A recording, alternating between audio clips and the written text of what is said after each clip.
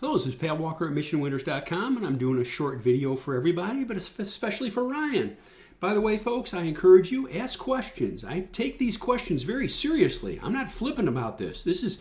We're talking about money. We're talking about your money, and I don't want to hurt anybody. That's wrong. So Ryan had a great question. I want to read it to you. By the way, always know, folks, first names only. I'm not going to use last names here, out of respect for privacy for you.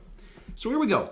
Focused on clean entries and clean exits. He says, I think that's great. I'm wondering, when buying options on a stock off the MaxList, does a clean exit rule apply, or do you give the option a little bit more room?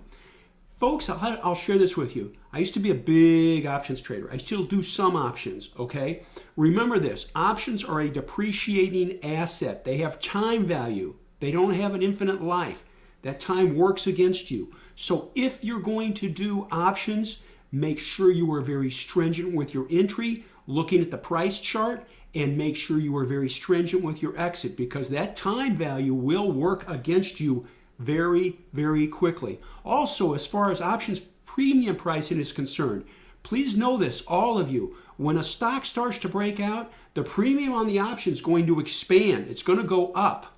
At the same time, if it starts to fail, you can see that premium drop very quickly. So you've got two variables working for you, against you. You've got time and you've got price movement. So given those constraints, do I have a problem with options? Not a bit. But I encourage you, be very stringent with your entry. If the stock price fails, sell that option, because I'm telling you, they will drive that options price down quickly. Last point, be very, very quickly with doing options just before expiration. There may not be a lot of juice in them, but any juice that's left will go away very quickly. Do I like options? Love them.